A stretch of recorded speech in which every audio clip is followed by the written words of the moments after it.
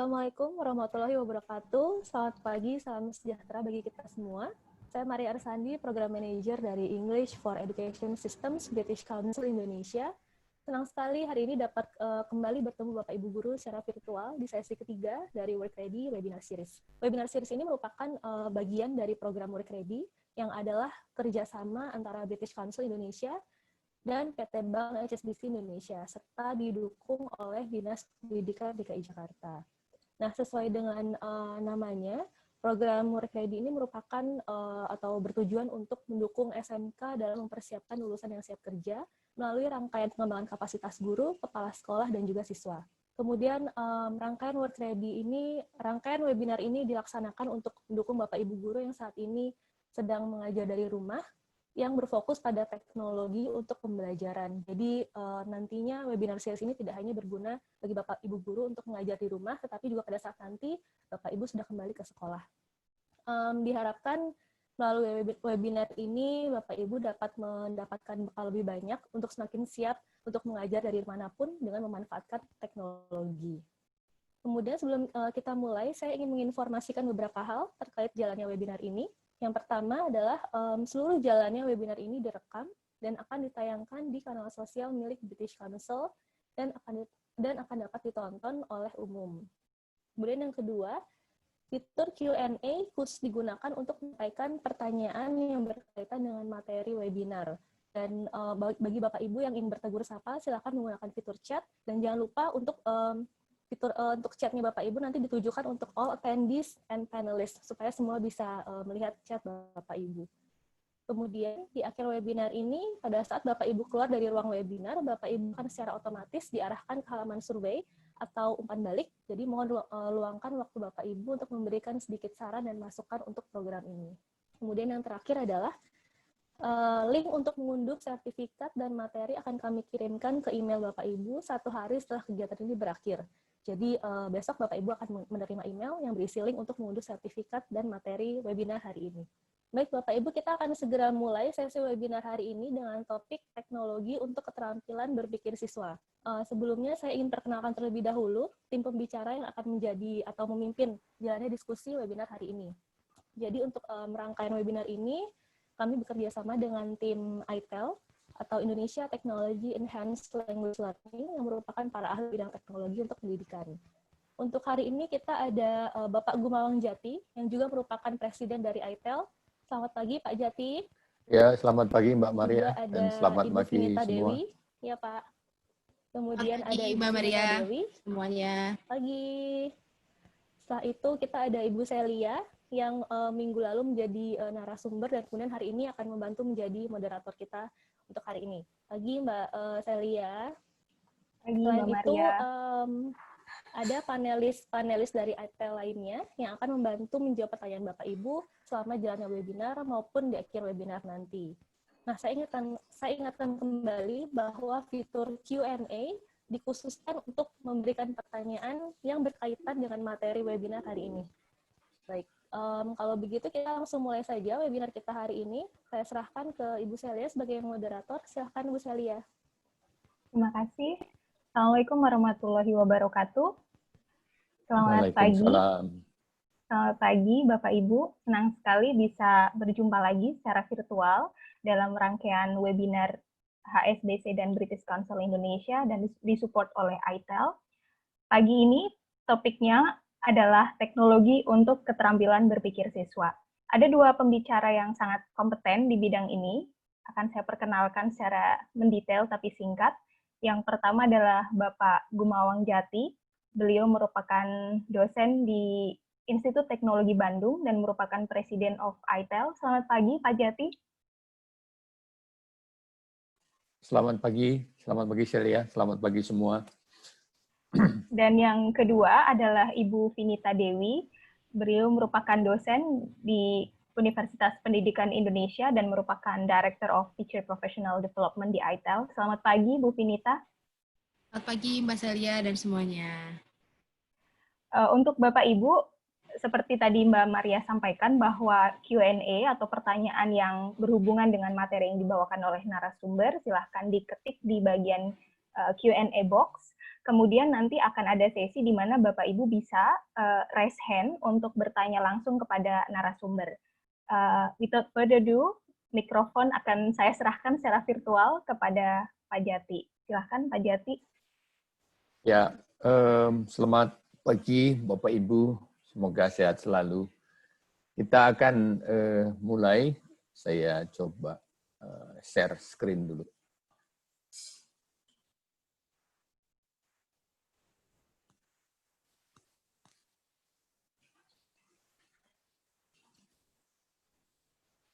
Ya, Vin sudah minta otoritas belum, Vin? Atau mau nanti?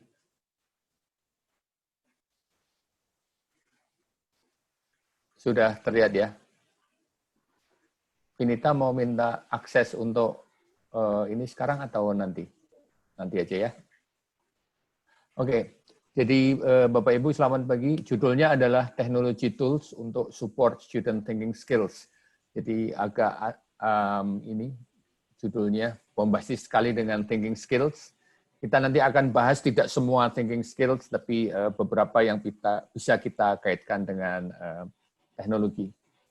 Jadi webinar ini sebetulnya rangkaian dari satu rangkaian begitu, ada 4 webinar. Yang pertama Pak Made dan Pak Toar memberikan prinsip-prinsip dasar pembelajaran, lalu dilanjutkan dengan teknologi untuk pembelajaran interaktif. Nah, hari ini kita akan bicara sekitar teknologi untuk membantu keterampilan berpikir siswa. Nanti yang terakhir akan ada teknologi untuk assessment. Ya, jadi ini merupakan satu rangkaian yang kita coba untuk sampaikan gitu. Nah, menu hari ini kita akan mulai dengan kenapa thinking skills. Kenapa sih kok pakai mikir-mikir gitu kira-kira. Lalu kita akan bahas critical thinking sama creative thinking. Lalu aktivitas apa yang bisa dilakukan untuk membantu critical thinking dan creative thinking. Tentunya Bapak Ibu sudah pernah mendapatkan pelatihan yang seperti ini juga.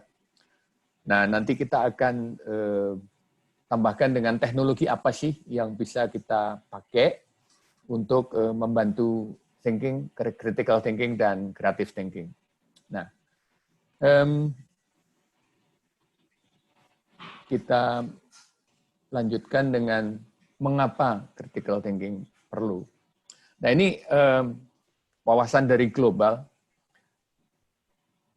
Ada kritis secara global, tidak hanya untuk Indonesia, tetapi bahwa anak-anak yang dari vokasi itu keterampilannya kurang katanya, lalu mengakibatkan pengangguran itu ya. Penganggurannya cukup banyak, cukup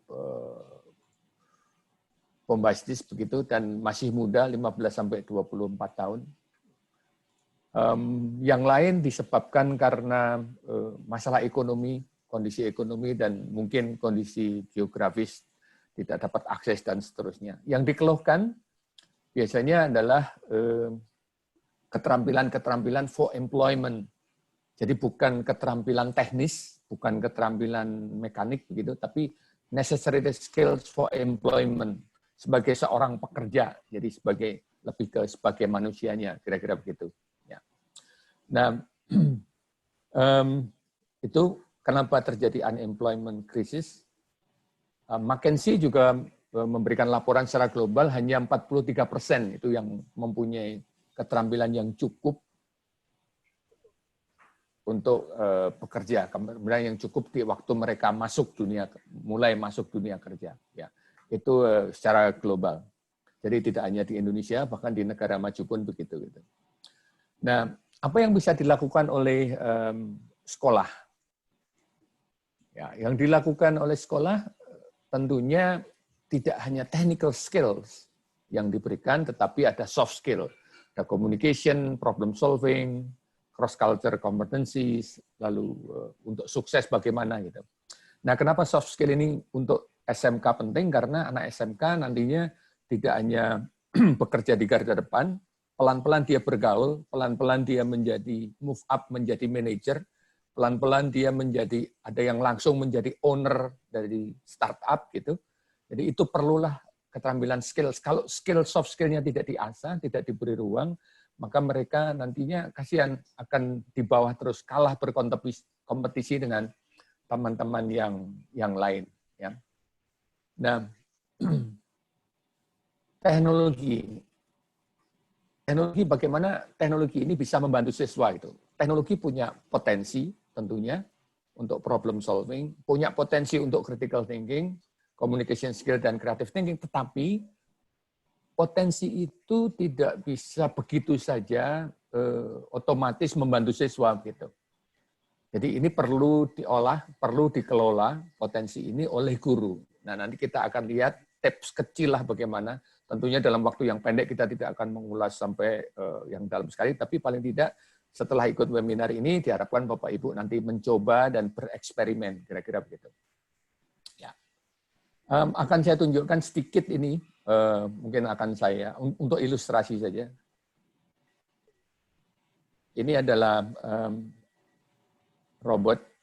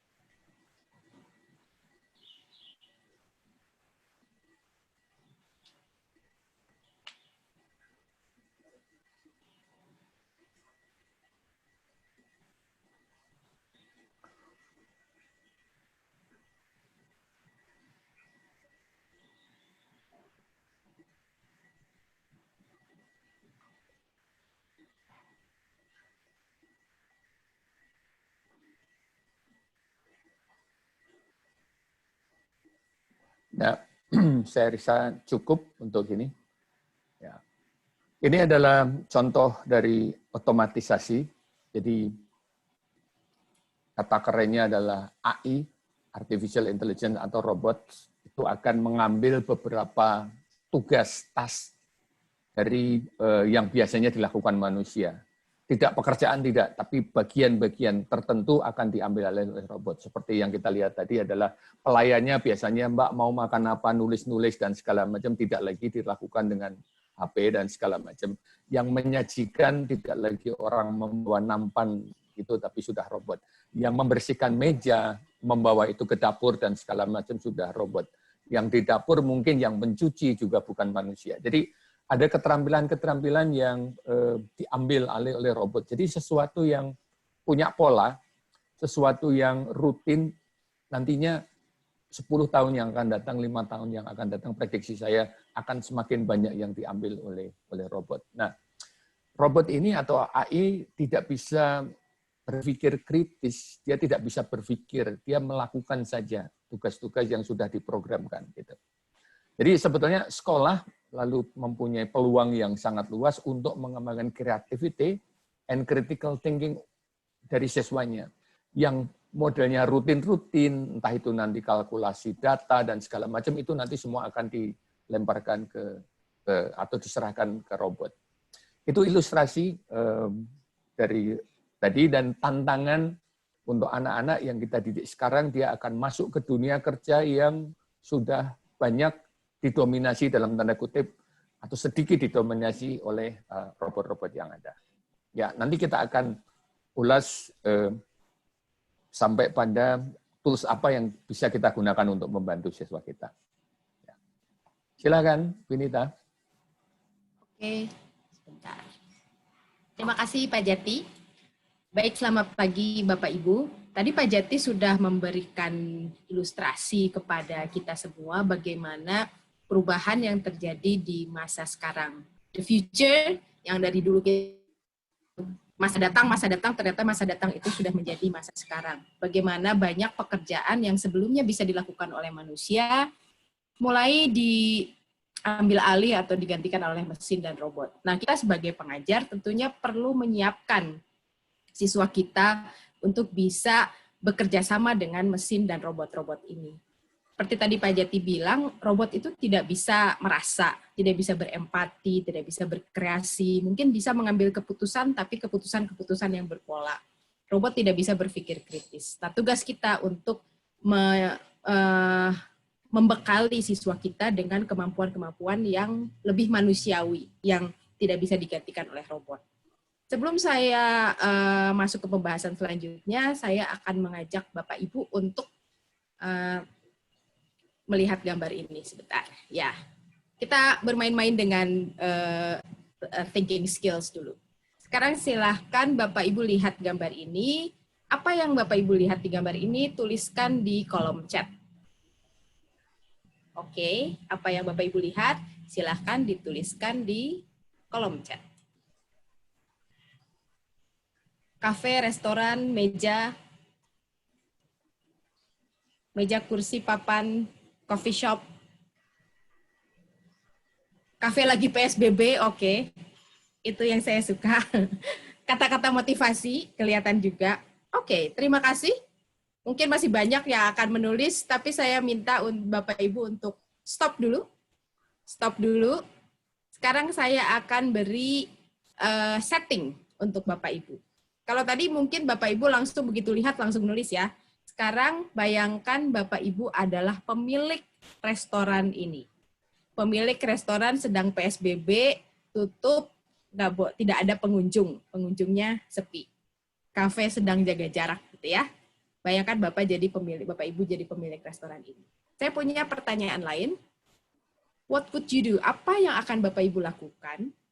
Bagaimana, ini dianggapnya masalah ya, sepi, tidak ada pemasukan. Bagaimana Bapak Ibu akan mencari solusi dari masalah ini? Atau apakah punya pemikiran, ide, pertanyaan yang berhubungan dengan kondisi ini? Silakan ditulis di chat. Sedih, open only takeaway, delivery, jual online. Ini cepat sekali. Jualan online, delivery, memasarkan secara daring, sedih pastinya. Kerjasama dengan ojol, keren. Berkesempatan untuk bersih-bersih, pemasaran daring, jual ginjal, aduh jangan yang itu. Oke, terima kasih. Kita stop lagi ya. Thank you so much. Baik. Nah, tadi Bapak Ibu saya ajak untuk bermain-main dengan thinking skills. Ada pertanyaan yang pertama dan ada pertanyaan yang kedua. Mana yang lebih sulit? Pertama atau yang kedua menjawabnya? Yang kedua lebih sulit daripada yang pertama. Pasti. Karena yang pertama pertanyaannya adalah lower order thinking ya. Yang pertama pertanyaannya saya hanya minta Bapak Ibu untuk listing. Mungkin recalling memory. Tapi di yang kedua, Bapak Ibu perlu berpikir secara kritis atau kreatif. Makanya muncul ide-ide, oh jualan online, oh saatnya bersih-bersih, kerjasama dengan ojol, atau cuma sedih aja gitu. Kebanyakan statement-statementnya muncul berhubungan dengan problem solving. Nah, ketika kita berpikir yang pertama itu, it's just thinking. Tapi ketika Bapak Ibu saya ajak berpikir untuk kedua kalinya, ada dua hal yang mungkin muncul. Pertama, otak kiri kita yang berjalan muncul dengan critical thinking. Bapak Ibu mulai menganalisa masalah, mengevaluasi, cari alasan kenapa ini terjadi, lalu membuat solusi, bikin judgment, atau membuat keputusan. Selain left brain-nya yang bekerja, right brain-nya juga bekerja. Ada solusi kreatif, ide-ide kreatif, ide baru misalnya sebelumnya tidak ada kepikiran untuk bekerja sama dengan ojol, lalu jadi kerjasama dengan ojol, atau jadi menjual secara daring, take away, tentunya akan memikirkan kemasan yang berbeda, kemasan yang lebih menarik, dan lain-lain. So, ketika kita berpikir, itu sebetulnya nggak bisa diberi batasan, oh saya mau berpikir kritis, oh saya mau berpikir kreatif. Ada irisan yang sebetulnya arahnya pada hal yang sama. Kita berusaha untuk problem solving, judgment making, decision making, dan ini yang tidak bisa dilakukan oleh mesin. Nah, waktu kita berpikir, itu saya bilang kita tidak bisa bikin clear cut, karena seperti analoginya seperti sedang main canoe, itu untuk membuat balance, keseimbangan dalam berpikir, kita akan berpikir kritis dan kreatif. Ini yang perlu ditrainkan, yang perlu dilatihkan kepada siswa kita. Nah, kita hari ini akan bahas lebih banyak thinking deeper, bukan lower order thinking, tapi higher order thinking. Thinking skills itu banyak ya, ada analytical thinking, computational thinking, divergent thinking, dan lain-lain. Hari ini saya fokus pada dua ini saja. Kami fokus di dua ini saja. Kita akan fokus pada hal-hal yang berhubungan dengan data dan informasi, karena nanti di masa anak-anak kita bekerja, mereka akan banyak berurusan dengan data dan informasi, baik itu data statistik maupun itu data-data kualitatif. Nah, nanti kita akan membahas dari 3 sisi ini. Menggunakan critical thinking dan creative thinking, satu, dengan cara memahami data dan informasi, kita akan menggunakan infografik sebagai technology tools. Lalu nanti akan bahas tentang mengumpulkan data dan informasi menggunakan survei, yang terakhir mempresentasikan data dan informasi menggunakan tools-tools untuk presentation tools. Oke, kita mulai ya. Infografik, Bapak Ibu ada yang pernah mengajar atau bermain-main dengan infografik di kelasnya? Adakah yang pernah menggunakan infografik? Ya, pernah, belum, baru. Ada yang baru, ada yang sudah pernah ya. Nah, infografik itu biasanya isinya ada data-data statistik, ada visual gitu. Banyak sekali digunakan saat ini, terutama di sosial media, karena dianggap cara yang mudah untuk menampilkan data statistik yang dulunya tidak menarik, sekarang divisualisasikan menjadi menarik. Ini contoh infografik, ini saya hanya mengambil sepotong infografik saja. Sebetulnya infografik itu secara umum biasanya lebih banyak dari ini. Ini membantu orang melihat data statistik dan membantu orang yang reading literasinya rendah untuk bisa memahami teks seperti ini. Sekarang kita lihat infografik ini ya. Ini infografik tentang kopi. Bapak Ibu bisa lihat. Kira-kira infografik seperti ini cocoknya untuk jurusan apa nih kalau di SMK? Jurusan SMK mana yang bisa menggunakan infografik ini? Tata boga. Cuma tata boga, yakin? Pemasaran, komputer, wisata, F&B, perhotelan, pariwisata. Ya, terima kasih yang bilang semua jurusan bisa. Betul, infografik ini walaupun kalau ketika kita berpikir cepat, ini pasti tata boga yang pertama. Tapi orang pemasaran bisa pakai, orang bagian perhotelan bisa pakai, musik juga mungkin bisa pakai, accounting, kemarin ada yang bahas tentang accounting, itu juga bisa pakai. Oke, sekarang kalau orang menampilkan infografik ini, siapa yang akan menjadi audiensnya? Mungkin bisa barista ya, atau calon pengusaha coffee shop, atau entrepreneur mungkin, dan lain-lain, perkantoran dan lain-lain. Kalau Bapak Ibu lihat ada data-data signifikan di sini, misalnya orang datang ke coffee shop itu untuk meeting, berarti pengusaha akan berpikir menu seperti apa ya yang bisa diambil dari sini, atau jenis kopi yang paling disukai apa, itu berarti informasinya untuk barista. So, infografik ini akan sangat berguna untuk menggali critical thinking dan creative thinking-nya siswa. Karena dari melihat data, terus what's next? Apa yang bisa kita lakukan? Baik.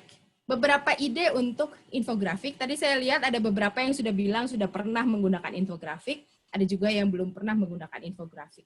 Ada 2 yang bisa kita lakukan. Pertama, pakai infografik yang sudah ada seperti kopi tadi. Lalu siswanya diajak untuk tanya jawab, bikin kuis tentang konten infografik tersebut, atau membandingkan faktanya. Ini benar nggak ya faktanya? Atau mencari data-data yang signifikan. Ini data yang signifikan mana nih? Yang persentasenya besar mana nih? Yang persentasenya kecil mana sih?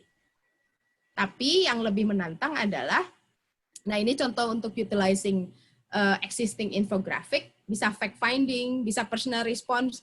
Ini ada presentasi kalau orang ke coffee shop biasanya meet sama friend atau meeting bisnis. Saya cocoknya di mana ya? Itu bisa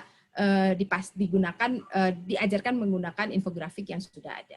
Tapi yang kalau mau lebih menantang, siswanya diajak untuk membuat infografik. Jadi kalau tadi kita pakai Bloom's Taxonomy, yang pertama itu pasti cocoknya buat bagian bawah ya, gitu ya. Kayak misalnya analyzing, ya tengah lah, analyzing, listing dan sebagainya. Kalau sudah sampai creation, itu sudah top position. Bapak Ibu bisa minta siswa untuk membuat infografik tentang diri mereka sendiri.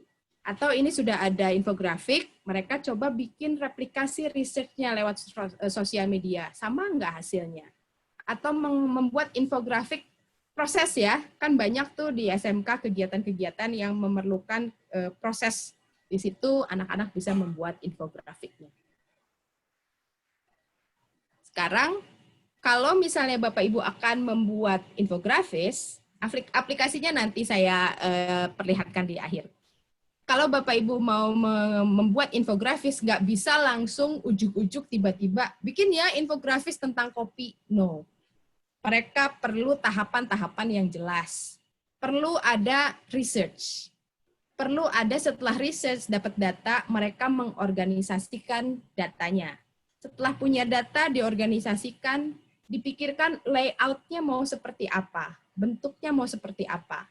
Habis itu baru pikirkan tools. Jadi kalau yang tadi nanya tools belakangan. Sudah research, organization, structure, baru tools. Habis itu baru sharing. Ya, bisa menggunakan storyboard, tapi tentu sebelum storyboard kita juga tetap perlu melakukan research-nya apa, organization-nya apa.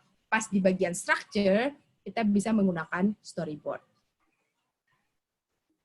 Nah, sebelum saya berbicara tentang tools-nya, kenapa kita perlu infografik? Apa hubungannya dengan thinking skills tadi? Dengan mereka memahami informasi dan membuat informasi menjadi visual, itu ada proses berpikir kritis dan kreatif yang sangat dalam. Mereka pun harus memahami informasi yang akan disampaikan, lalu memotong-motong, memilah-milah informasi menjadi layout yang menarik, membuat desainnya, warnanya yang cocok, gambarnya yang cocok, itu menunjukkan critical thinking dan creative thinking yang cukup dalam. Jadi itu akan diperlukan nanti untuk work skills mereka. Nah, tools-nya apa? Tools yang bisa dipakai, saya nggak akan menunjukkan how to caranya ya, tapi nanti di ujung ada link-link yang bisa Bapak Ibu lihat untuk tools ini. Yang pertama ada Draw.io. Ini nanti Bapak Ibu bisa membuat infografik seperti contoh infografik yang copy tadi. Ada Draw.io, ada Visme. Ini dia sudah punya template yang menarik kalau memang teknologi atau desain tidak akan menjadi faktor utama dalam pembuatan infografik ini. Bapak Ibu lebih fokus pada mereka research, mereka cari data dan lain-lain. Anak-anak bisa menggunakan template yang sudah ada, nanti tinggal dicomot-comot, masukkan datanya, gitu aja langsung. Ada Canva, ini sebetulnya favorit saya sih Canva, yang paling saya suka karena tampilannya cukup menarik, variasinya banyak, yang free-nya juga banyak. Ini yang saya tampilkan free semua ya, walaupun nanti ada bagian-bagian yang pro, gambar-gambarnya tinggal dipilih yang free saja. Tapi jika Bapak Ibu tidak mau anak-anak makan waktu terlalu banyak mendesain infografiknya, Bapak Ibu bisa menggunakan Wordle seperti ini. Jadi cuman hasil research misalnya rasa kopi yang paling banyak disukai. Nanti ada kopi vanilla latte, mocha, dan lain-lain. Tampilkan dalam Wordle seperti ini sudah cukup. Tidak memakan waktu banyak menggunakan Wordle. Selain itu ada juga ini, Night Lab.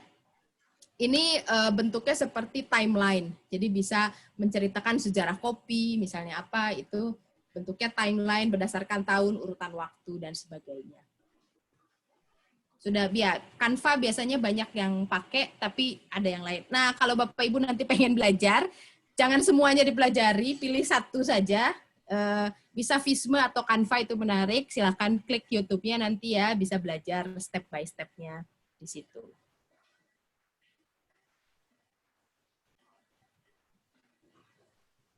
Oke, itu tadi tentang infografik, sekarang survei. Saya kembalikan ke Pak Jati.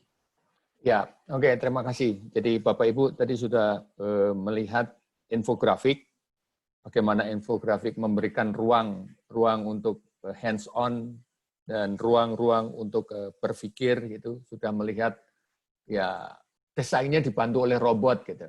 Tapi kan yang mikir bukan robotnya kan. Jadi alat bantu yang otomatis yang lebih cepat dilakukan akan diberikan oleh ke program atau robot-robot kecil yang ada di komputer kita. Nah, sekarang saya akan masuk ke survei. Survei ini nanti di dunia kerja diperlukan, ada yang formal, ada yang informal, dan berbagai survei. Mari kita lihat bersama-sama bagaimana survei ini bisa membantu siswa kita dalam berpikir sebetulnya. Ya, jadi survei itu mencari informasi. Nah, mencari informasi kalau diberikan kesempatan mereka untuk mencarinya sendiri, diberikan arahan saja dan mereka akan berpikir. Untuk mengerti informasi, lalu dia formulate question, mereka membuat pertanyaan-pertanyaan dalam survei, itu memerlukan proses berpikir yang tinggi. Jadi nanti siswa SMK atau siswanya jangan dibiarkan saja, ya sudah dibuat pertanyaannya untuk survei tanpa dibimbing. Tidak akan mungkin terjadi pertanyaan-pertanyaan yang mengena pada klien yang ditanyakan. Ya. Lalu nanti ada data, lalu data sudah dikumpulkan, lalu statistik dibuatkan oleh mesin, lalu bagaimana menginterpretasi data, analyze data, itu sangat penting lalu untuk langkah selanjutnya. Jadi proses-proses ruang-ruang berpikir itu nanti perlu diisi dengan bertanya dan seterusnya. Ya, oke. Kita lanjut ke copy. Nah, ini contoh kalau saya mau buka coffee shop gitu, ya perlu ide nih. Saya nggak punya ide gitu kan. Signature flavor rasanya supaya khas banget itu bagaimana ya? Nah, saya ingin mempraktekkan untuk survei. Silakan Bapak Ibu ke bit.ly itkopi 01. Silakan. Di sana ada pertanyaannya. bit.ly itkopi 01. Ya. Coba mari kita lihat.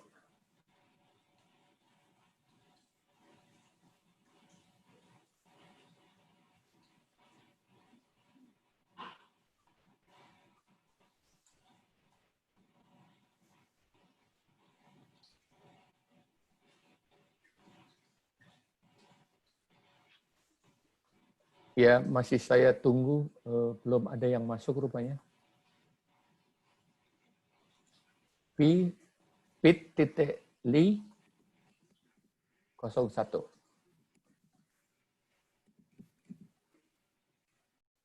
Bisa masuk?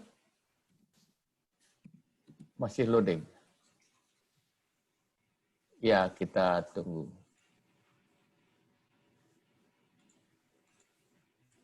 Tolong ketik. Oke, sebentar diketikkan di chat, Vin. Tolong, Vin. Oke, sebentar. Sedang mau diketik.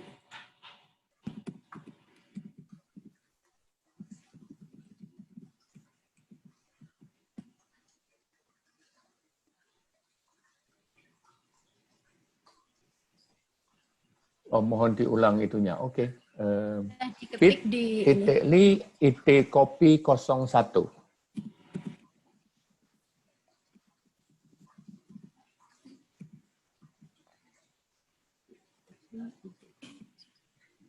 Ya, bit.ly itkopi 01. Silahkan. Mungkin agak lama loadingnya.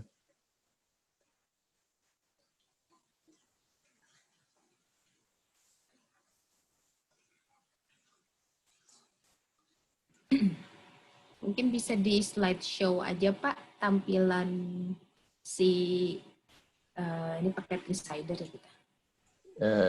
Ya. Sudah ada sih yang masuk 1.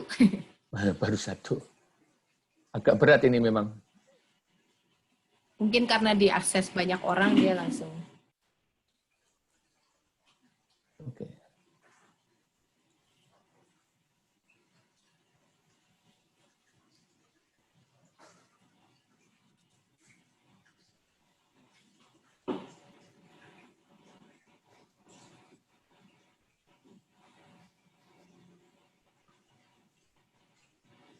Ada ideas untuk ada ideas untuk changers ya. Oh, ini udah banyak.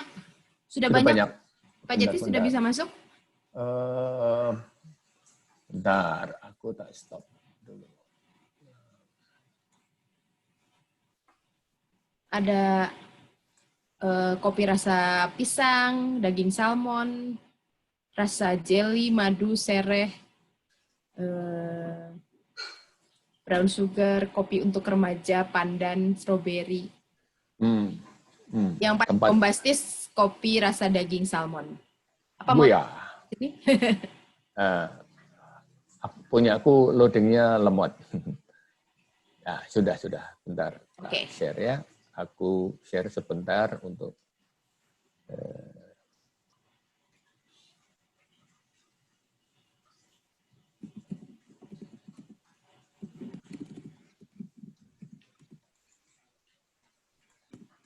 ya. Sudah kelihatan Yes. share-nya?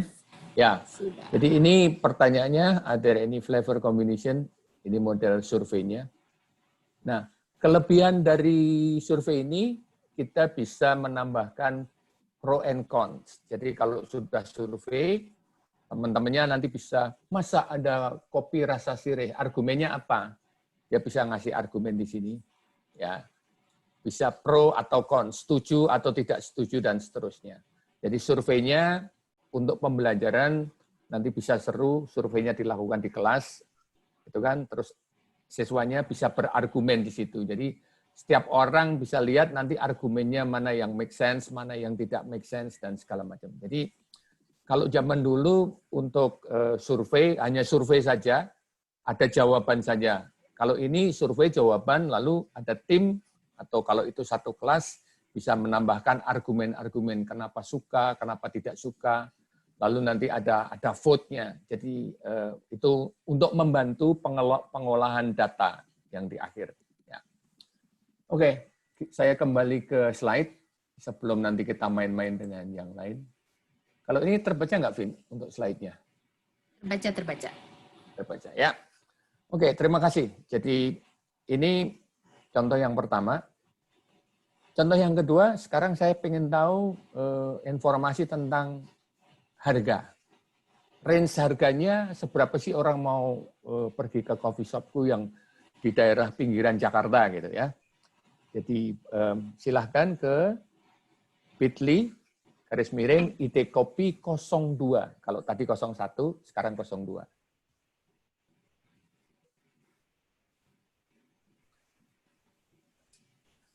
Di sana, lalu silahkan dicoba. bit.ly ITkopi 02. Silahkan.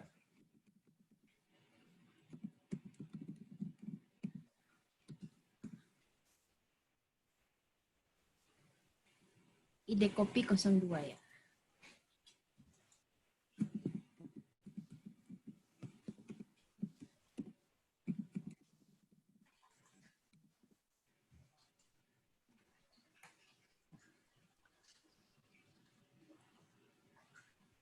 Answer gardenku sudah terbaca, Kavin? Sebentar, aku buka ini. Sudah. Sudah, ya. Ya, jadi ada 25.000 paling mahal. Ada 15.000. Paling banyak. Ada 15.000-nya banyak. Enggak ada, ya. Ada 20.000. Normal price 10.000 without topping. Masih ada yang jawab rasa di sini. Ini ini numbers. Ditanya harga. Ditanya harga. Ada yang 50.000, mahal banget. Itu mocha frappe. Ya, jadi kalau ini bentuknya lain, kalau yang tadi ada argumen setelah jawaban lalu ada argumen. Kalau ini contoh survei yang cepat, ya mana yang nanti kira-kira harganya make sense gitu, nanti akan muncul yang paling besar di sini, gitu ya. Jadi seperti Wordle lah kira-kira. Itu. Ini hanya untuk memberikan ide survei seperti apa tampilannya. Ya, saya kembali ke slide lagi. Sebentar.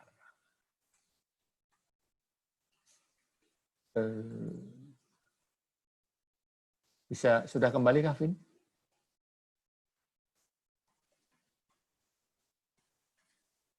Sudah ke price range slide saya, Vin? Sudah. Oke. Ya, saya lanjut ya. Ide untuk menggunakan survei. Nah, survei itu untuk cari favorit. Ya. Contohnya, favoritnya apa? Klien saya. Nah, untuk ke sana, anak-anak harus dibantu membuat pertanyaan yang berkaitan dengan favorit. Tidak mungkin anak-anak begitu saja dilepas, lalu pertanyaan di dalam kuesionernya atau di dalam surveinya, terus nanti arahnya kemana-mana. Yang mengarahkan siapa? Yang mengarahkan gurunya. Ya, ada favorite, ada crowdsource solution. Jadi, umpamanya kelas ini tuh atau masyarakat di daerah itu pengennya apa sih? Cari informasi sebanyak mungkin, gitu ya. Itu untuk crowdsource. Lalu ada untuk pendapat umum lah kira-kira. Lalu ada bisa juga opini. Opininya apa ini? Pendapatnya apa? Ya. Bisa juga data, to survei. Ini ada data kayak gini nih, benar atau tidak? Untuk ngecek datanya valid atau tidak, atau sudah berubah atau belum. Nah, jadi untuk collecting data pun siswanya perlu berpikir untuk terutama membuat pertanyaan supaya kliennya atau orang yang minta disurvei itu bisa menjawab dengan baik dan datanya menjadi valid, gitu ya. Jadi valid atau tidaknya data sangat tergantung pada proses berpikir sebetulnya pada anak-anak untuk bertanya. Ya, jadi itu yang perlu dikelola. Ya, ini contoh dari survei. How often do you drink coffee? Strukturnya dan segala macam. Ini tentunya perlu dibantu nanti oleh guru. Ya. Model pertanyaannya. Kalau nanti pakai software apa dan segala macam, ada banyak sekali pilihan. Ya. Tetapi anak-anak balik lagi harus disiapkan. Karena tujuannya adalah untuk mengumpulkan data yang baik, untuk mengumpulkan data yang bisa diolah, yang make sense gitu. Itu harus bagaimana? Itu PR guru di sana. Ya. Peran guru sangat krusial. Toolsnya ini yang biasa, ada surveymonkey.com, itu biasa digunakan dan sudah sangat populer. Bapak Ibu sudah sering menggunakan SurveyMonkey? Yang sudah, respon di chat, silakan. Sudah pernah atau enggak? Ada yang sudah, ada yang belum. SurveyMonkey sudah cukup lama. Ini masih seperti mengajukan pertanyaan saja, tapi tidak ada polling, tidak ada agree, disagree, gitu. Ya, jadi masih mendekati dengan konvensional. Tetapi bedanya nanti dia sediakan dengan grafik-grafik di akhir. Ya. SurveyMonkey. Ada juga, kalau ini pasti sudah ya, pakai Google Form yang gampang. Gitu kan. Google Form itu enaknya disebar lewat WA, disebar lewat dunia sosial media, lalu ngisi, semua sudah dapat, lalu nanti dibantu membuat pie chart-nya, dibuat grafiknya, dan segala macam. Ya. Tapi balik lagi, isi grafik tadi bagus atau tidak, dan segala macam sangat tergantung pada pertanyaannya. Jadi siswa harus diajarin membuat pertanyaan, gitu ya, bukan membuat surveinya, karena yang beginian template-template sudah disediakan oleh banyak robot-robot kecil, banyak program-program kecil yang ada di cloud. Ya. Nah, ini tadi yang kita coba. Ya, three-sider, silahkan kalau mau mencoba, sangat bagus. Jadi untuk ada argumen dan segala macam, jadi untuk berlatih berpikir di situ benar atau tidak, untuk melihat judgement dan segala macam, saya pikir sangat baik untuk pembelajaran. Ya. Answer Garden, tadi jawabnya cepat, jadi di sini nanti terlihat mana yang paling populer, akan muncul yang hurufnya paling besar gitu. Bisa dicoba. Untuk supaya cepat dapat respon. Gitu. Jadi Bapak Ibu nanti bisa main-main dengan alatnya dulu, Google Form dan segala macam, lalu baru dipikirkan, oh ini untuk apa, untuk memberikan saran kepada siswanya. Ya, tutorialnya ada di sini. Answer Garden tutorial ada, three-sider ada, survei Monkey ada, yang tidak ada, yang Google Form. Google Form saya pikir sudah sering sekali dipakai. Kalau saran saya sih, three-sider silakan dicoba, ya dicobakan, menarik karena ada argumen-argumen di sana. Nah, jadi survei yang dilakukan tadi, to find information, itu perlu anak-anak diajari membuat pertanyaan, untuk memahami permasalahan secara keseluruhan, lalu cara mendapatkan informasinya bagaimana, lalu pertanyaannya seperti apa. Jadi formulate the questions menjadi krusial. Ya. Setelah nanti datanya dikumpulkan, setelah ada statistik, terus mau diapakan gitu.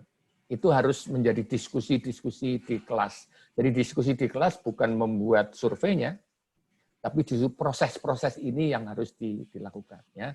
Menganalisa data, trends-nya seperti apa, dan seterusnya. Nah, itu yang bisa saya sampaikan, bahwa survei bisa membantu anak-anak untuk berpikir kreatif dan juga berpikir kritis.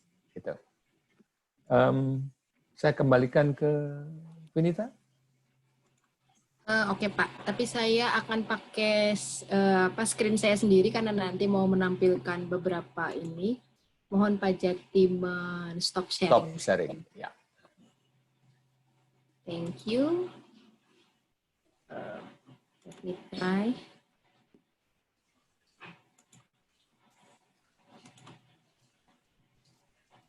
Oke, apakah sudah terlihat? Sudah ya?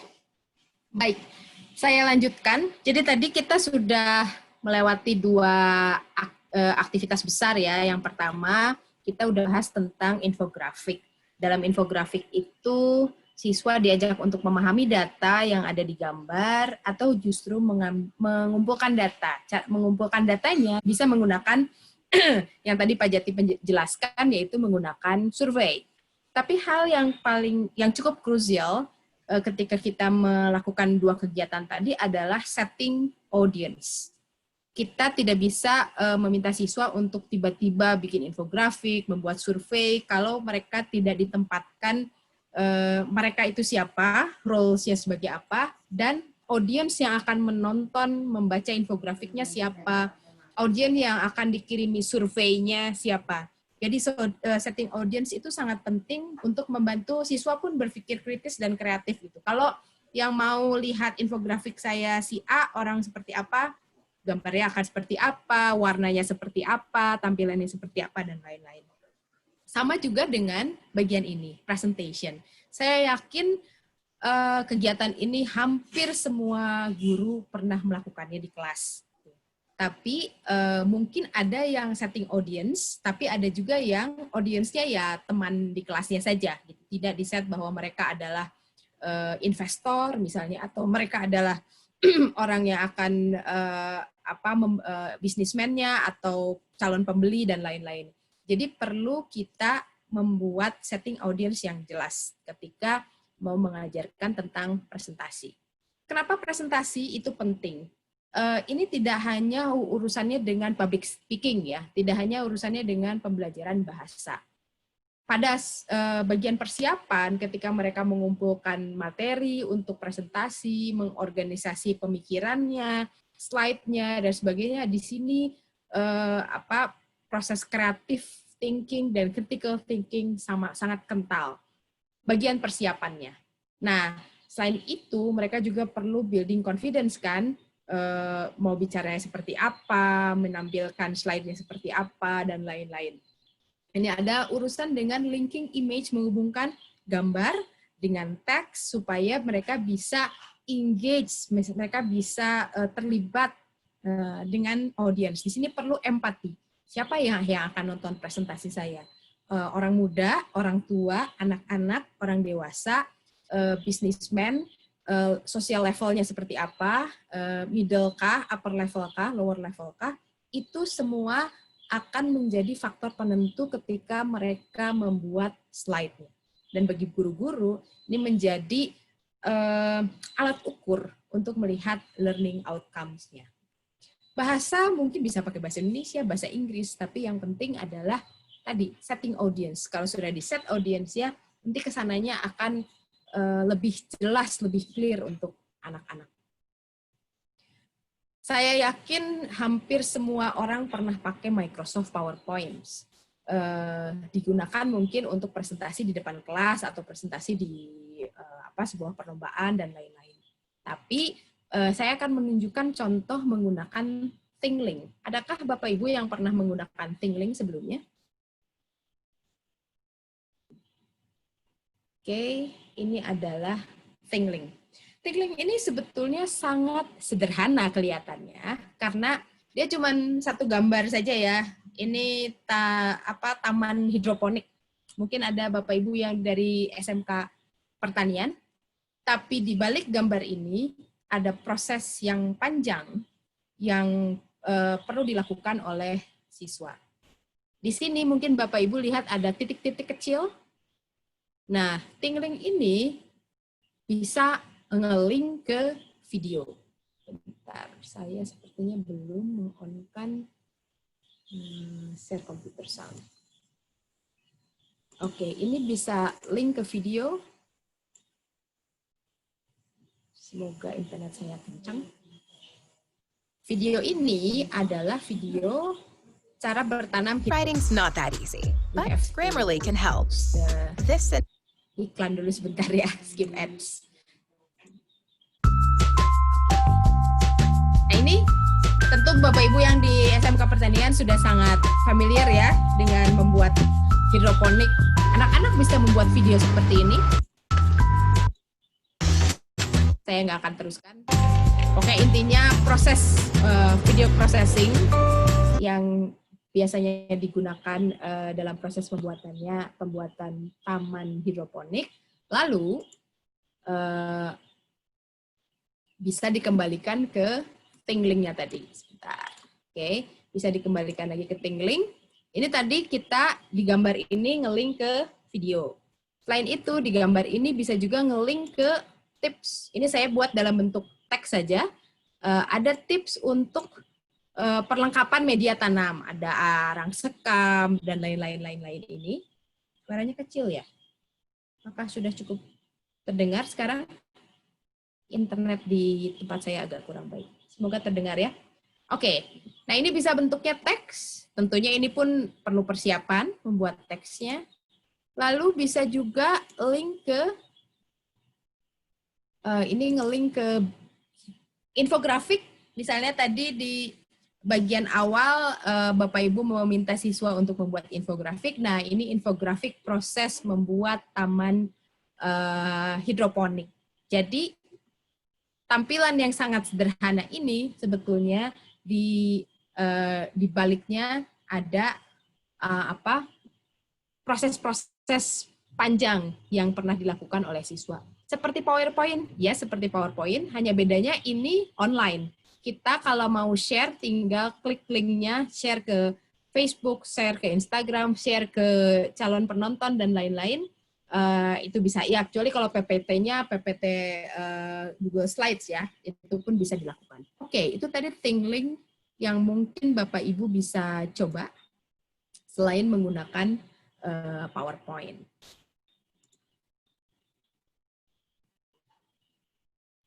Nah, beberapa ide untuk menggunakan kegiatan presentation. Yang sering dilakukan pasti mempresentasikan data hasil survei tadi ya, hasil survei yang dilakukan di tahap sebelumnya bersama Pak Jati itu bisa dipresentasikan di sini. Mempresentasikan opini, berita, atau hasil research itu bisa dilakukan. SMK pasti banyak sekali menggunakan membuat sesuatu yang ada tahapan-tahapannya. Nah, mereka bisa memotret, memvideo setiap tahapan-tahapannya, lalu dipresentasikan. Nah, dipresentasikannya salah satunya bisa digunakan Tingling. Satu lagi, tadi saya di awal berbicara tentang audience.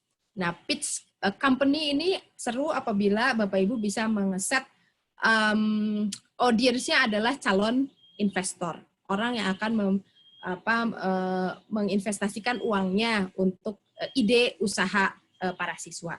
Pitch company ini biasanya presentasinya nggak bisa 30 menit, nggak bisa 1 jam. Saya pernah mendengar bahwa perusahaan hanya akan menyediakan waktu 3 sampai 5 menit untuk calon pengusaha mempresentasikan idenya. Jadi gimana dalam waktu 3 sampai 5 menit anak-anak bisa pack informasi sehingga menjadi informasi yang bisa dijual kepada perusahaan investor. Nah, itu penting untuk dilakukan, audiensnya di-set, lalu anak-anak diminta untuk bikin presentasi yang sangat efektif, pack informasinya sangat menarik untuk company tersebut. Tentunya tidak bisa pakai slide yang terlalu panjang. Nah, Tingling bisa menjadi salah satu solusi di sini. One page presentation. Tools-nya, PowerPoint saya skip saja. Nah, untuk presentasi, PowerPoint kadang-kadang membuat kita stuck dengan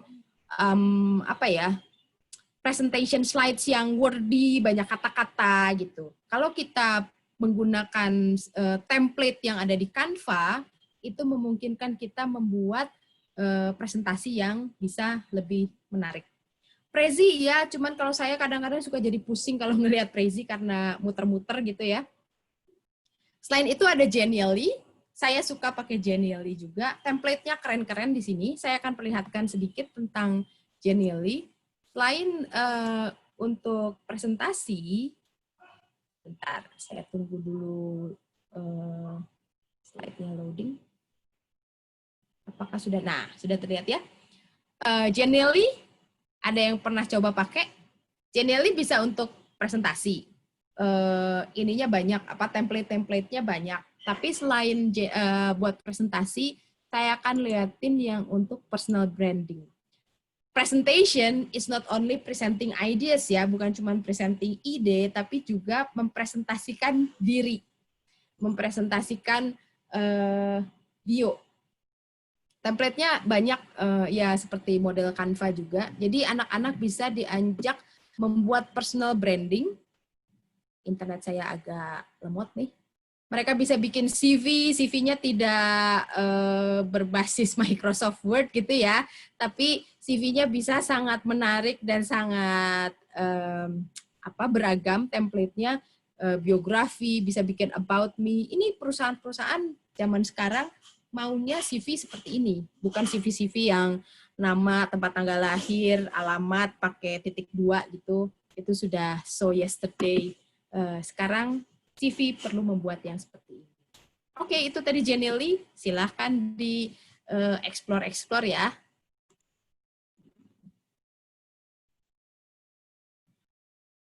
Ya, Canva itu paling banyak dipakai, tapi karena sudah banyak dipakai template-nya jadi membosankan, itu lagi. Kita perlu mulai geser ke tempat lain. Bisa coba pakai Genially, Visme, dan lain-lain gitu ya. Oke, ini tadi yang Tingling. Nanti bisa dieksplor juga. Ini dia jadi gambar, terus bisa nge-link ke video, nge-link ke website, nge-link ke teks, nge-link ke blog, dan lain-lain. Ini how to-nya, silakan coba sendiri saja. Oke, nah tadi itu kan kita sudah melewati 3 tahap, 3 jenis aktivitas. Sekarang saya kembalikan aja ininya ke Pak Jati, mikrofonnya ke Pak Jati untuk menjelaskan lebih lanjut wrap up-nya. Silakan Pak. Pak Jati, are you there?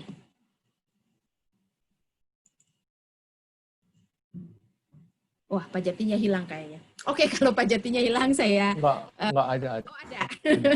Ada. Hadir. Pak Tua ini kan Oke. nyari tombol yang kecil susah kan. Mohon maaf. Jadi Baiklah. kita sudah di penghujung acara sebelum tanya jawab. Ya. Jadi hari ini kita mencoba melihat critical thinking sama creative thinking tentunya tidak bisa begitu mendalam, tapi ada 3 hal ya. Understanding untuk membantu siswa mengerti itu saja, tidak. Kalau orang kadang-kadang kan, biar dia ngerti ya sudah kita ceritain gitu. Itu ada cara yang lain. Cara yang tadi adalah menggunakan infografik. Jadi infografik itu hanya cara supaya understanding-nya muncul di situ. Gitu. Dan kebetulan ada banyak contoh software yang bisa dipakai untuk memberikan ruang pada siswa. Gitu ya. Yang kedua, collecting, survei. Jadi survei itu adalah bagaimana memformulasikan pertanyaan, menginterpretasikan data dan segala macam. Jadi itu cocok untuk hampir semua SMK ya, jurusan apa-apa saya pikir perlu survei. Tadi ada yang tanya, kalau saya ngajar PAI, mungkin PAI itu pengetahuan agama Islam ya, kalau saya nggak salah. Apa yang bisa kita lakukan? Dengan survei bisa banget. Gitu ya. Kenapa anak-anak ini di daerah ini malah sholat umpamanya? Survei apa yang bisa kita lakukan? Mari kita pikir. Jadi ada thinking di situ. Gitu. Presentation itu ada banyak tadi.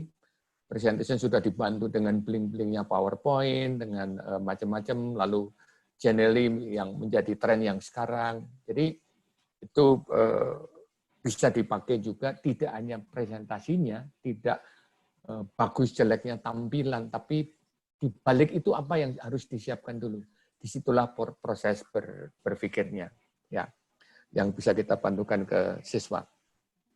Banyak juga yang tanya tadi, kalau bahannya diberikan bagaimana? Bahan nanti pasti diberikan ke Bapak Ibu semua. Nanti lewat email, nanti panitia akan memberikan ke sana.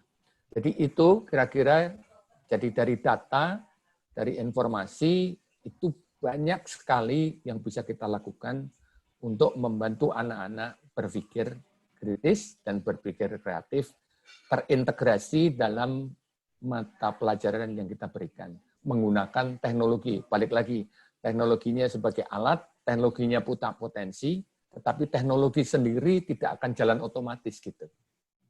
Kira-kira gitu yang bisa saya sampaikan. Saya kembalikan ke Celia. Ya. Terima kasih Pak Jati, Bu Vinita atas presentasi yang luar biasa seperti biasanya. Sekarang kita akan menuju ke Q&A, tapi tadi ada beberapa pertanyaan yang masuk melalui Q&A box dulu. Jadi tadi banyak pertanyaan yang lebih spesifik ke tools apa yang dipakai untuk misalnya PAI atau perhotelan dan sebagainya. Nah, tanggapan Pak Jati dan Bu Vinita bagaimana? Karena tadi banyak pertanyaan yang spesifik untuk jurusan-jurusan tertentu. Ya, mungkin saya dulu. Jadi sebetulnya PAI tadi saya sudah singgung ya.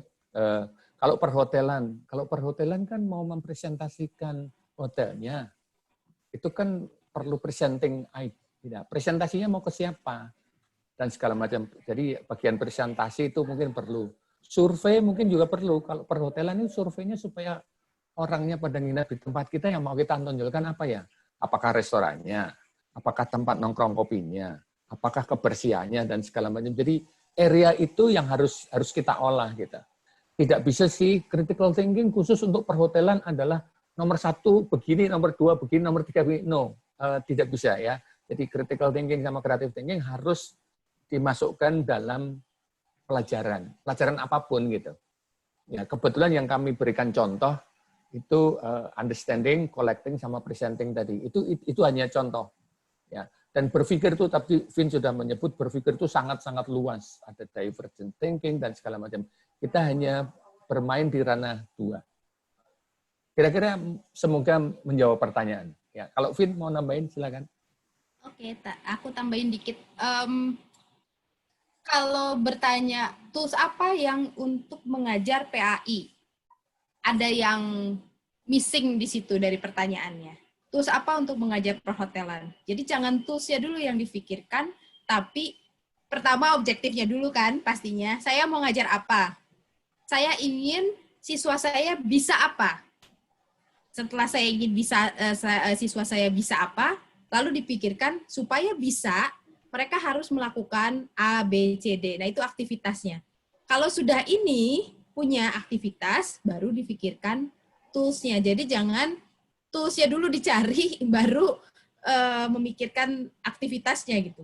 Mau ngajar PAI, mau ngajar PAI-nya yang mana nih? Saya ingin siswa saya bisa apa, mengerti apa, berpikir tentang apa, baru tools-nya. Jadi dibalik berpikirnya ya, dari atas dulu. Bisa sih sebetulnya, misalnya sekarang gini, Bapak Ibu kenal Genially kan, barusan. Terus dilihat-lihat, setelah dilihat-lihat, oh saya bisa nih buat dipakai ngajar ini. Nah itu bisa dibalik sih sebetulnya. Nemu Genially, dapat ide, lalu Bapak Ibu memformulasikan objektifnya, aktivitasnya, dan lain-lain itu pun bisa gitu. Itu sih jawaban saya.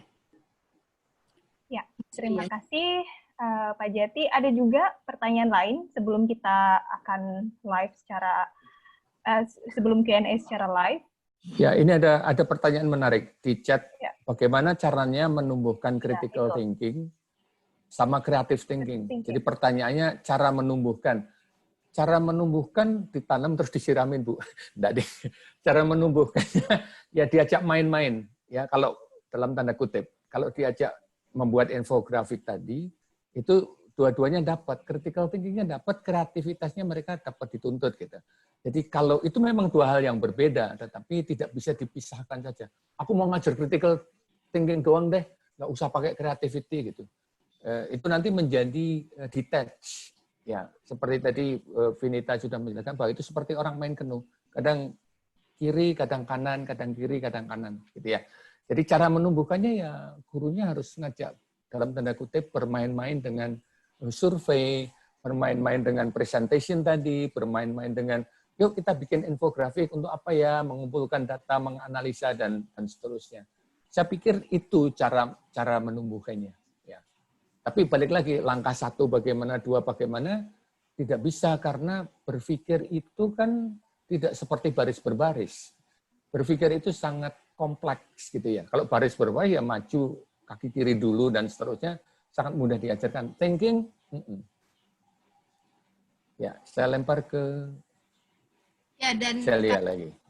Kalau saya boleh tambahkan, kalau menurut saya critical thinking dan creative thinking ini bisa diasah, disharpen, tapi nggak ini kan keterampilan yang manusiawi. Ada orang yang punya critical thinking-nya kuat, tapi ada yang creative thinking-nya kuat, dan kita nggak bisa memaksakan, ini di aktivitas ini kamu harus critical, nggak boleh kreatif gitu, karena mikirnya jangan yang aneh-aneh, jangan yang imajinatif, kamu harus critical. Rasanya cara orang berpikir nggak bisa dipilah-pilah seperti itu. Jadi tentu ada naluri-naluri di dalam diri siswa kita yang akan mengarah ke arah kritis atau ke arah kreatif, dan itu dua-duanya perlu diapresiasi oleh kita. Begitu sih kalau menurut saya.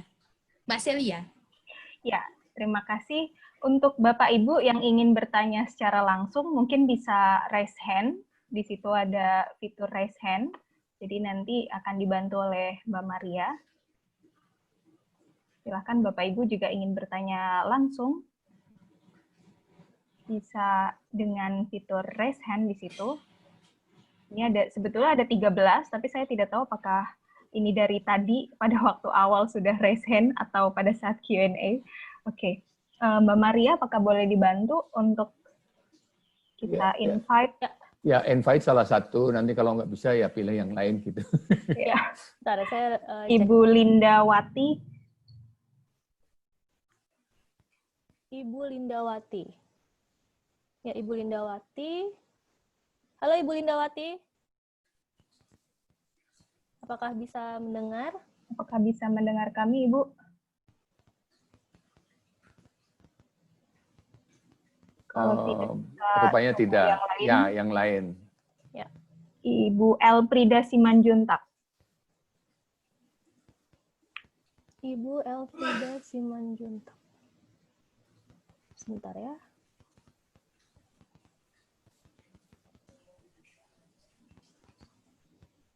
Itu ada Ibu Lindawati masuk. Elfrida masuk. Ibu Lindawati dan Ibu Elfrida. Dua-duanya masih masuk ya. Bisa mendengarkah? Apakah bisa mendengar? Silahkan di unmute. Silakan di unmute. To unmute.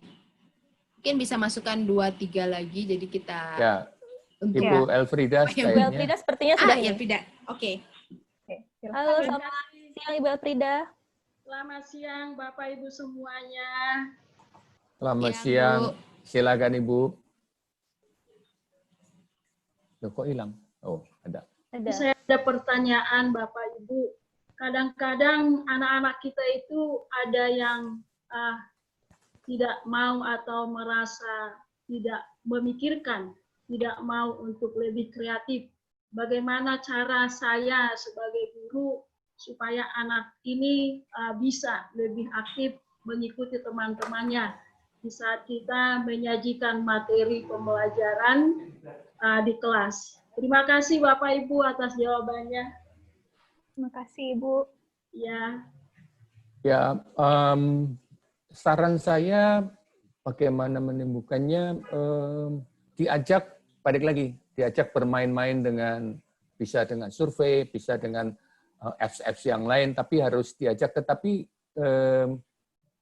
kreativitas ini bukan mereka tidak mau sebetulnya, tapi mungkin kalau diajak dalam kelompok, dilibatkan dan segala macam dalam kegiatan, disitulah kreativitas akan muncul gitu. Kreativitas memang tidak bisa diajarkan seperti hal-hal yang lain, tetapi siswanya harus diberi ruang. Saya tadi bilang ruang ya, ruang untuk berkreasi, ruang untuk berpikir. Sediakan ruang-ruang itu, Ibu. Kalau ada ruang-ruang itu, saya pikir pasti mau. Paling tidak dia mengamati temannya berkreasi, itu juga sudah belajar. Mungkin Vin menambahkan? Oke. Agak susah meresponnya karena nggak terlalu spesifik ya. Dalam konteks apa anak tidak mau kreatif. Tapi saya mungkin bisa share pengalaman saja.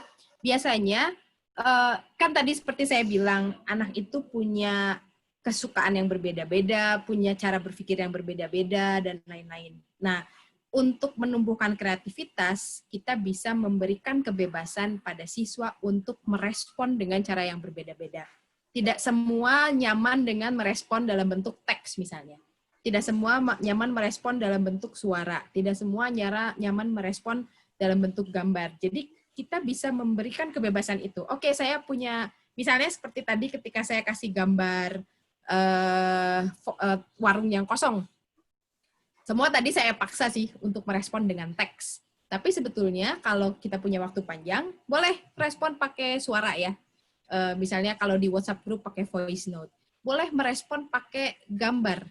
Boleh merespon pakai emoticon, emoji, dan lain-lain. Itu memberikan kebebasan pada anak dan mereka tahu bahwa, oh, guru saya itu tidak punya standar kita harus seperti apa. Tapi guru saya menerima, mengapresiasi any different kinds of responses. Memberikan banyak pilihan kepada mereka, memberikan kebebasan ruang untuk berkreasi bagi mereka. Begitu yang saya bisa jawab. Mungkin teman-teman yang lain, panelis yang lain ada yang mau menambahkan? Silakan jika ada Bapak Ibu panelis yang lain yang akan menambahkan. Kalau Ya, tidak ada, kita akan coba ke Ibu Elfrida coba. Elfrida. Ibu Elfrida, apakah masih ada pertanyaan? Ibu Elfrida masih mute. Ya mungkin pilih yang lain. Yap, saya akan coba pilih yang lain. Ibu Pak Bambang Yulianto. Pak Bambang Yulianto. Iya. Selamat siang Pak Bambang. Selamat siang. Yang Pak. Siang juga. Ya, Pak Jati, Mbak Vinita, Mbak Celia, dan lain-lain. Memang menarik ulasannya tadi, siswa jadi kreatif. Cuman pertanyaan saya, mungkin satu mapel itu kreatif. Kan sebenarnya tadi banyak proyek begitu. Jadi butuh waktu, butuh tenaga, butuh kelompok. Nah masalahnya kadang-kadang itu pelajaran lain itu juga melakukan hal yang sama. Sehingga anak-anak, wah pekerjaan saya mapel ini sudah banyak, ini banyak. Akhirnya mereka juga overload begitu permasalahannya. Karena gurunya sangat kreatif semua. Nah, itu pengalaman dari kami. Terima kasih. Itu pengalaman saya. Sekarang share cerita saja. Share cerita yang dilakukan oleh, kebetulan bukan SMK, tetapi guru SMP. Itu dia guru bahasa Inggris, lalu dia belajar satu proyek begini, lalu mengajak guru ekonomi, lalu dia mengajak guru matematik untuk berkolaborasi. Ya. Jadi memang diperlukan, yang saya lihat, kalau SMK ini gurunya kreatif semua. Sudah banyak belajar aplikasi A, B, C, D, E, tetapi jalannya sendiri-sendiri gitu. Nah, saran saya kalau bisa dipackage menjadi satu proyek saja gitu. Jangan setiap guru jadi membuat proyek tersendiri, kasihan siswanya. Kalau kasihan siswanya balik lagi terlalu jenuh, anak-anak nggak belajar juga. Jadi males gitu. Jadi umpamanya survei, ini yang survei di mata pelajaran apa. Nanti kalau waktu presentasi umpamanya dalam pelajaran bahasa Inggris gitu. Ya kan, terus infografiknya ini pas pelajaran apa gitu. Jadi mungkin dipikirkan temanya, lalu berkolaborasi, ngajarnya juga mungkin lebih enak juga gitu untuk memeriksanya. Jadi setiap stage itu dipikirkan. Untuk contoh konkretnya saya tidak bisa memberikan contoh konkret sih, tapi mungkin ide itu mungkin bisa dikembangkan. Gitu. Mungkin Vin mau nambahin? Ya sih, ya kurang lebih sama Pak Jati. Kita perlu membuat project yang cross curriculum subject gitu ya, bekerja sama dengan guru dari mata pelajaran lain. Susah, pasti susah. Mumpung ini mau awal tahun pelajaran, jadi mungkin Bapak atau teman-teman yang lain bisa mulai pikir-pikir, colek-colek, kalau saya punya project ini, saya bisa kerjasama dengan siapa ya, gitu. Dengan mata pelajaran apa ya, mungkin tidak terlalu banyak, 2 atau 3, misalnya ada pelajaran bahasa biasanya cukup fleksibel, karena nanti bagian presentasinya di bahasa atau bagian tulis-tulisnya di bahasa gitu. Tinggal mikir, saya mau kerjasama dengan bagian konten apa, atau kalau ada mata pelajaran yang berhubungan dengan komputer. Jadi konten, bahasa, dan komputer. Itu bisa bekerja sama bertiga, kontennya dari misal saya nggak terlalu tahu mata pelajaran yang ada di SMK ya, let's say science gitu. Science, bahasa, dan teknologi. Itu akan menjadi kerjasama yang harmonis seperti itu. Tapi pasti harus bisa direncanakan mau berapa pertemuan nih proyeknya, yang bahasa ngapain, yang teknologi ngapain, yang sains ngapain, dirancang di awal baru dieksekusi. Nggak bisa dadakan gitu Pak. Ya, ini ada contoh yang bagus dari SMK Kesehatan Global Cendekia, itu sudah melakukan. Jadi silakan mungkin teman-teman yang lain kalau mau studi banding begitu atau ngobrol-ngobrol mungkin dengan SMK Global Cendekia, itu ada Ibu Fitri Wahyuni yang sudah melakukan. Ya. Sudah melakukan, nah itu mungkin bisa dicontoh kira-kira begitu. Panelis yang lain ada yang mau menambahkan? Bapak Ibu panelis mungkin ada yang mau menambahkan? Kalau tidak ada ya. Saya tambahkan sedikit Pak Jati. Oh ya. Pak Heri. Terima kasih Pak Jati, Mbak Vinita, Teselia, dan Ibu Bapak semuanya. Banyak sekali yang kita pelajari di masa pandemik ini dan bahkan kadang menjadi terlalu banyak gitu ya, menjadi beban. Saya ingin merangkum bahwa apa yang disampaikan oleh Pak Jati dan Mbak Vinita hari ini adalah modeling. Sehingga Bapak Ibu silakan mengambil ide-ide yang bisa kiranya diterapkan di konteks masing-masing, kemudian dipraktekkan, dan tentu nanti direfleksi begitu. Pasti tidak semuanya akan berjalan sempurna seperti yang disampaikan. Nah, di sanalah ruang untuk berkreasi. Kalau kita bicara creative thinking, setelah refleksi justru Bapak Ibu dipaksa dalam tanda kutip berkreasi baru lagi kan di setiap akhir lesson plan atau semester bahkan. Kritisnya, Bapak Ibu sendiri juga sebenarnya diminta mempraktekkan itu sendiri dan terus-menerus. Kira-kira anak saya kalau mau bisa ABC sesuai dengan tujuan pembelajaran suatu lesson plan, saya harus bagaimana?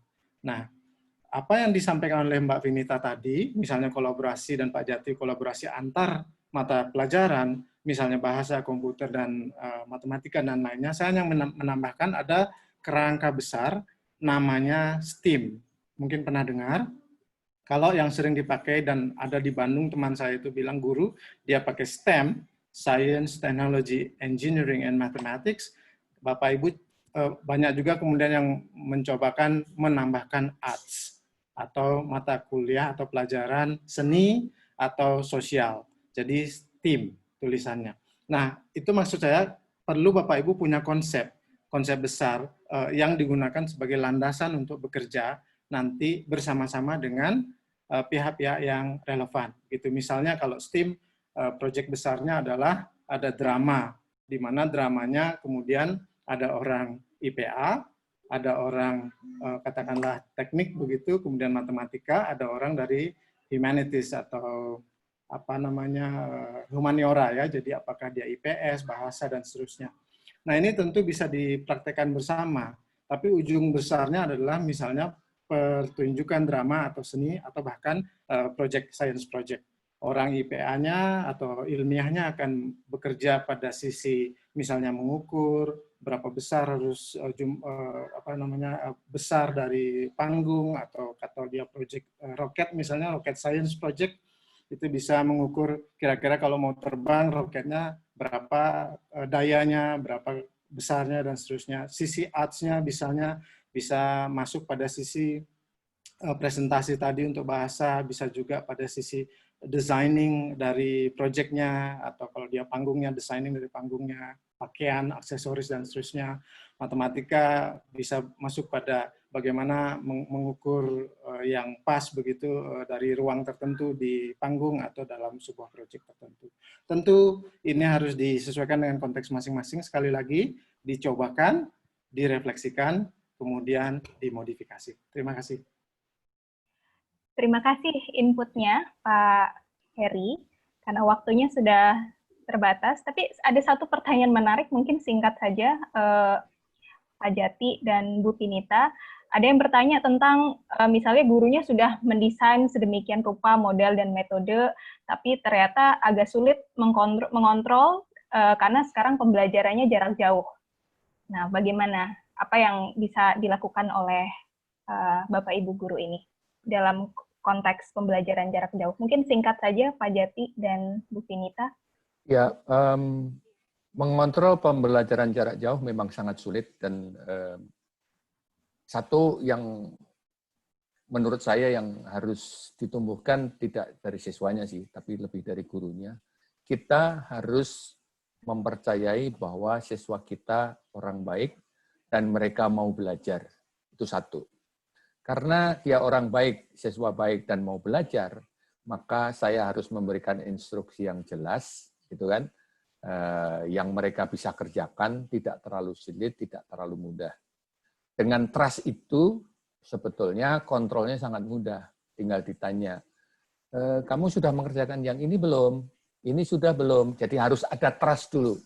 Kalau hubungannya masih ada jarak, kamu murid, aku guru, untuk mengontrol dalam keadaan pandemi ini sangat sulit. Kita bukan mata-mata, kita bukan apa, tapi kalau kita berteman dengan siswa dalam tanda kutip, itu kita bisa mengontrol, bertanyanya tidak harus, sudah kamu kerjakan belum yang nomor ini, kamu bisa enggak, bukan. Tapi gimana, ngalamin kesulitan tidak? Apa yang perlu saya bantu? Gitu. Jadi bahasa-bahasa itu yang harus keluar dalam konteks pandemi yang sekarang. Karena kasihan juga, siswa-siswa itu kasihan, bosen di rumah, biasa keluar dan segala macam, ketemunya itu saja, ruang geraknya terbatas, yang sama, stres juga gitu. Itu kita juga harus maklum. Jadi very basic, kalau teorinya saya nggak tahu, tapi basic insting saya mengatakan begitu. Vin? Ada tambahan Bu Vinita, singkat saja, karena waktunya terbatas. Oke. Ya, setuju dengan Pak Jati, trust your students. Terus sebetulnya mengerjakan project itu adalah waktu yang tepat buat kita mengajarkan pada siswa kita untuk planning, time management, project management. Jadi di awal sebelum mulai project, mereka diminta untuk membuat their own timeline. Bikin timeline-nya sendiri, timeline-nya jangan dibuatkan oleh guru. Setelah membuat timeline, mereka sudah tahu minggu 1 ngapain, 2, 3, 4 ngapain. Gurunya tinggal dalam tanda kutip nagih. Minggu 1 apa yang sudah kamu lakukan, nyampe tidak timeline-nya, kalau tidak nyampe jangan dimarahin. Tapi mungkin diajak ngobrol, problemsnya di mana, terus didiskusikan solusinya seperti apa. Yang kedua, di timelines itu juga perlu ada roles of the students. Misalnya satu kelompok ada 4 orang, itu 4 orang tuh tugasnya apa? Si A ngapain, B, C, D ngapain. Tidak harus mengerjakan satu hal bersama-sama. Ada yang ahli dalam menulis, ada yang ahli dalam mendesain, ada yang ahli dalam mewawancara, dan lain-lain. Jadi mereka bisa diberi roles berdasarkan preference-nya mereka, dan mereka bisa pilih roles-nya sendiri. Itu pun nanti bisa dibahas dalam progress check-nya itu, timeline-nya itu. Oke, ini masalahnya di sini, siapa yang harusnya melakukan, kenapa itu terjadi, dan lain-lain. Baik, jadi antara trust dan project planning. Itu yang bisa saya sampaikan. Thank you. Thank you. Sebelum berakhir, Shell, untuk teman-teman, terima kasih karena ini ada banyak pertanyaan tentang ngajakin teman untuk bikin project susah gitu. Saya kebetulan punya ide, tapi idenya instan banget ya. Mungkin bisa diterapkan gini.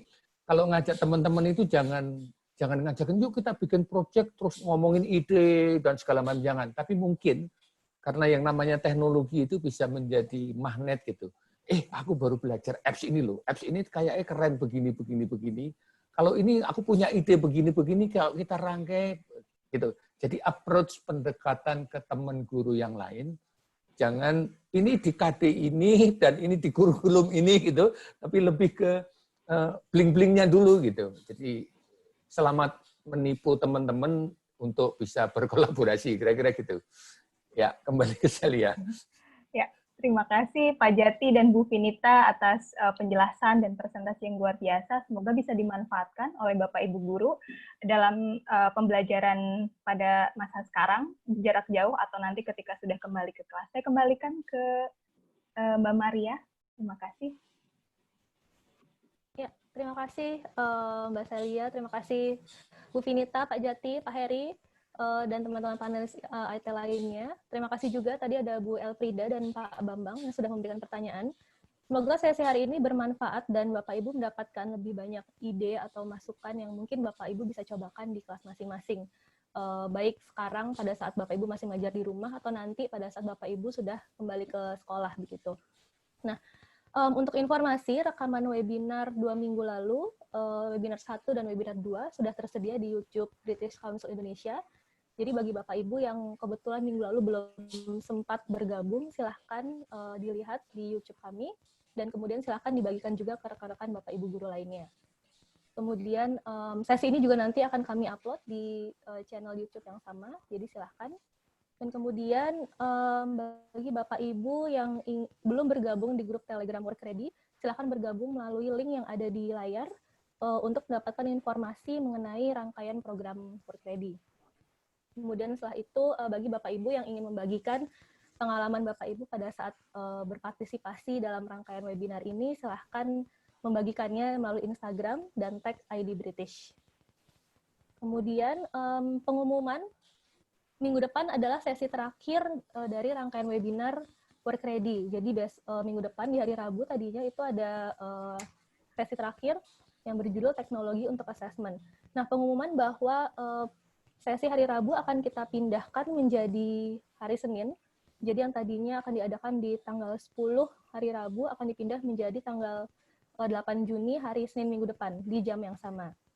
Nah, bagi Bapak Ibu yang sudah mendaftar, tidak perlu mendaftar ulang. Jadi Bapak Ibu tetap bisa menggunakan link yang sama yang Bapak Ibu sudah terima melalui email. Dan bagi Bapak Ibu yang belum daftar, silahkan mendaftar melalui link yang tertera di layar. Jadi mohon diperhatikan bahwa minggu depan kita akan berganti hari dari hari Rabu ke hari Senin di jam yang sama pukul 10 sampai 11.30. Begitu. Bagi Bapak Ibu yang belum atau sudah mendaftar tapi belum mendapatkan email untuk yang berisi link, silakan nanti hubungi tim British Council. Gitu. Nah, topik minggu depan adalah teknologi untuk assessment yang akan dipandu oleh Ibu Lutfi dan Pak Daniel.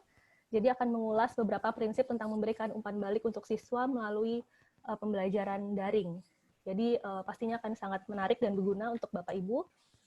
Nah, sebelum kita akhiri sesi hari ini, saya ingin mengingatkan beberapa hal bahwa setelah Bapak Ibu keluar dari sesi webinar ini, Bapak Ibu akan langsung diarahkan menuju halaman umpan balik. Jadi mohon luangkan sedikit waktu Bapak Ibu untuk memberikan atau mengisi surveinya, untuk memberikan sedikit masukan untuk perbaikan program ini ke depannya.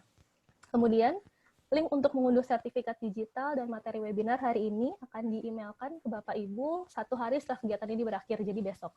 Bagi Bapak Ibu yang mungkin besok sore belum mendapatkan email, silahkan hubungi tim British Council untuk kami bantu. Kemudian, informasi tambahan untuk sertifikat, Bapak Ibu nanti akan dapat mengetik nama Bapak Ibu langsung di sertifikatnya dalam bentuk PDF, jadi memang kami tidak menyediakan sertifikat yang mencantumkan masing-masing nama Bapak Ibu, tapi nanti Bapak Ibu bisa mencantumkan sendiri nama Bapak Ibu di dalam sertifikat tersebut. Baik, kalau begitu, sekian sesi webinar hari ini. Terima kasih untuk Bapak Ibu yang sudah bergabung, terima kasih untuk tim panelis. Akhir kata, saya ucapkan terima kasih, dan sampai bertemu lagi di sesi webinar kita yang terakhir minggu depan di hari Senin. Selamat siang, terima kasih, dan semoga sehat selalu. Terima kasih, Pak Jati, Mbak Celia, Mbak Vinita. Terima kasih, Pak Jati. Teman-teman ITL. Ya, terima kasih teman-teman. Terima kasih teman-teman semua. Sama-sama. Terima kasih Mbak Maria. Thank you BC. Thank you teman-teman.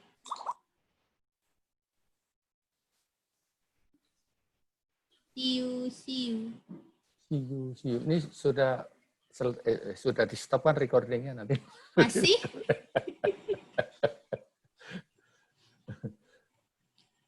Belum saya stop. Ya. Sudah di-stop belum?